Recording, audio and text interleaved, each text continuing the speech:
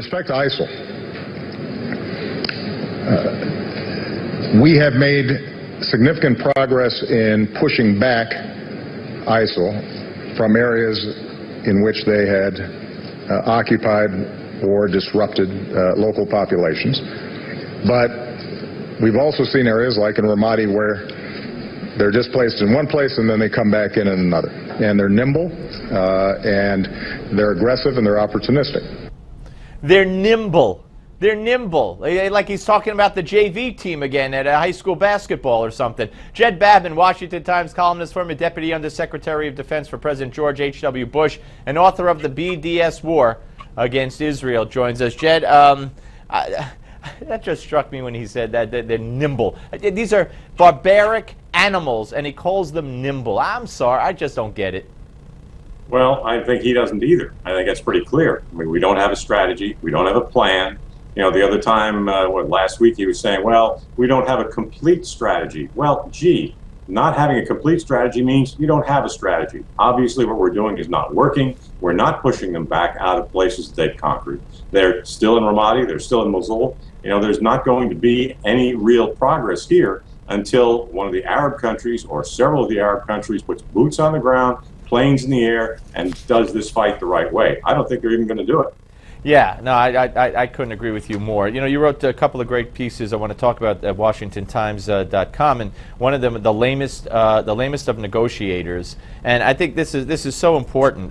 You know, whether we're talking about, you know, Kerry and Obama and Hillary, who you point out that as long as the former, you know, Secretary of State, former senator, is by her name, it's okay. But if she gets back in there, we're all in trouble. So talk about what's happened to this country when it comes to sitting down at a table. Well, we've got people who are the worst negotiators. They're appeasers. They're giving up everything they can in order to get a deal. And in fact, they may not even get a deal. I mean, you have a situation where the Secretary of State of the United States of America sits there, and this character Zarif, the Iranian negotiator, screams at him so loudly that the bodyguards have to come in to see, you know, if somebody's getting beaten up. It's just amazing to me that he wouldn't have the common sense, the dignity of his own office, to stand up and say goodbye, you know, and get somebody who is civilized that I can negotiate with. But he doesn't do that. And he sits there and he takes it. And now, well, the Ayatollahs are saying, oh, by the way, we're not going to allow any inspections. Look, you can't have a nuclear deal that verifies anything about Iran's nuclear weapons program without having intense, intrusive, and no-notice inspections. But Jed, you can, because the president has repeatedly said, as recently as to Israel television, that everybody thought Iran wouldn't live up to the pre-part of the deal. But so far, they've lived up to everything. And again, his own Pentagon says that's not true. The IAEA says that's not true. But he just keeps saying it's true. Well, because he doesn't have any regard for the truth. Look, when you got the IAEA, if you got the New York Times, for God's sake, which is the most liberal newspaper probably in the country, maybe in the world, you know, that says, well, you know, they really didn't comply with the interim agreement. They've continued to enrich uranium. Their stockpile of enriched uranium has not diminished. All of the things they were supposed to do, they haven't done.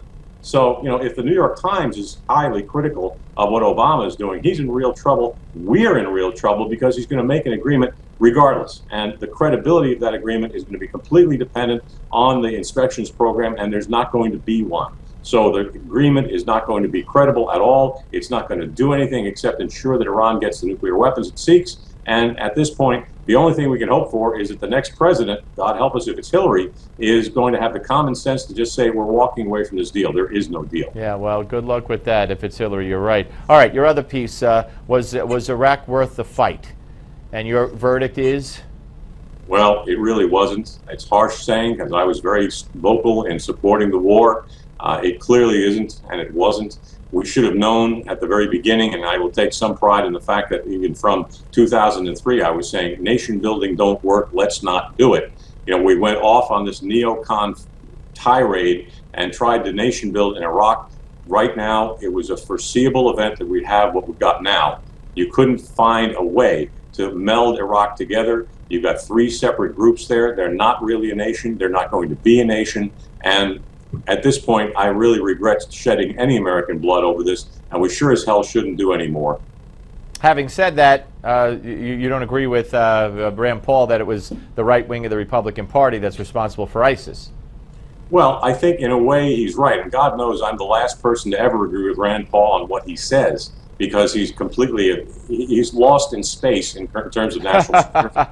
You know, the guy's, danger, Will Robinson. I was just going to say that, danger, Will Robinson. Anyway, we got 20 seconds, so go ahead, finish up, yeah. Well, the long short of it is he is clueless. We have some responsibility. George Bush became a neocon. He said that there was not going to be nation building when he was campaigning. He turned into a nation builder. That was wrong. The Republican Party has to take responsibility. Well, I'm with you on that. I mean, we should have gone in there, done the job, and they just got the heck out. That I agree with, but I do agree we needed to go in. Thank you, Jed. Have a great weekend. Give Me 5 is next, folks.